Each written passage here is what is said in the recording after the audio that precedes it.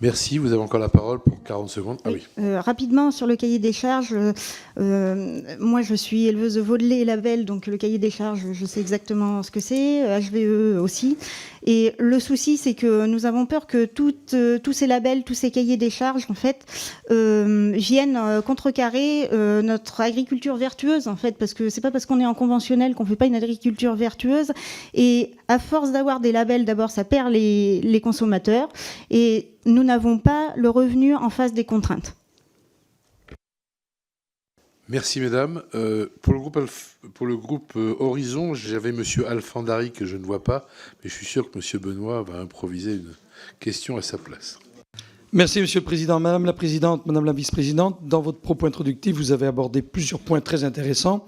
Vous avez évoqué le foncier en disant que vous aviez un certain nombre de propositions sur le foncier. J'aimerais entendre vos propositions. Vous venez d'aborder les coopératives. Vous pouvez éventuellement développer sur la loi que vous souhaitez sur les coopératives. Et vous avez aussi abordé une nécessaire restructuration ou réforme des interprofessions. Pouvez-vous également développer ces points ? Ça vous fait pratiquement 4 minutes. Merci, monsieur. Excellent, monsieur le cher collègue. C'est 3 minutes 30 pour l'ensemble des réponses. Alors, mais on peut faire un débat. Vous pouvez reprendre la parole, etc. Alors, sur le foncier agricole, pour la coordination rurale, il n'est pas question de voir la finance rentrer dans nos exploitations. Un moyen doit être trouvé pour permettre l'accession au foncier aux agriculteurs et dès leur installation. Nous sommes favorables au fonds de portage proposé par la SAFER, étant donné qu'il fixe dès le départ le prix du foncier. Néanmoins, une de nos propositions concernant le foncier agricole reviendrait à s'appuyer ou à s'inspirer de la loi d'Eurobiens qui existait dans l'immobilier. Cela veut dire que quand un agriculteur acquiert du foncier, admettons 100 000 euros, on choisit une date d'amortissement, il amortit chaque année 10 000 euros. En face, il met les revenus fonciers de ses propres terres comme un revenu. Ces revenus sont annulés du fait de l'amortissement. Il économise alors la CSG. Les pertes pour l'État, dans le cas d'un exemple de 100 000 euros qui correspondrait à 20 hectares chez moi, c'est uniquement 3 000 euros de perte de CSG-CRDS sur 10 ans. Comparé à un système qui pourrait être celui de passer par un groupement reconnu d'économie sociale et solidaire comme Terrafine, lequel permet de vendre des parts de foncier papier avec une réduction d'impôt allant jusqu'à 25%. Dans ce cas-là, vous êtes avec un coût à l'État de 25 000 euros. Donc je préfère que le foncier soit entre les mains des agriculteurs, que l'accession soit permise par ce biais fiscal qui ne coûterait pas cher à l'État.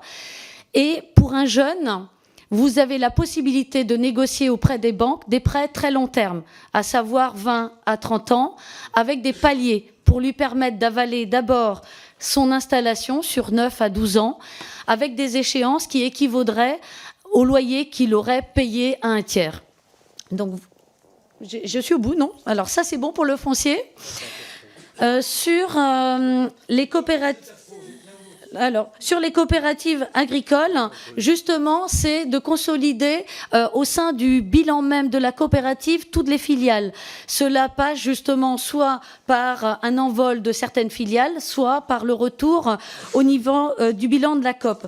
Ensuite, il y a plusieurs mesures justement pour contrôler la rémunération des dirigeants, parce qu'aujourd'hui, on sait qu'il y a un critère qui est important pour toutes les entreprises. On regarde la masse salariale sur la valeur ajoutée. L'objectif visé est d'être en dessous les 50%. En agroalimentaire, on est en moyenne à 53%. Cette moyenne est relevée à cause des coopératives pour qui le chiffre est de 72%. Donc nous avons une masse salariale qui explose au niveau des coopératives du fait de leur structuration, parce qu'ils dépendent de l'accord national paritaire qui leur permet d'avoir une meilleure rémunération. Plus le chiffre d'affaires de la coopérative est élevé et plus il y a de salariés. D'où leur montage qui va dans le sens de grossir. Et au niveau des... 10 secondes, allez-y.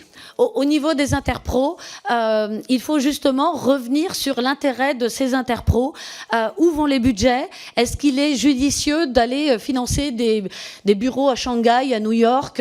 Enfin, il y a tout un volet là-dessus. Il est dans notre projet pour un choc de la compétitivité de la ferme France. Projet que M. Benoît se chargera de lire en détail. Attentivement. Merci. Pour le groupe Lyot, je crois que M. Evart est parti. Je ne le vois pas. Donc on va passer directement à GDR. M. André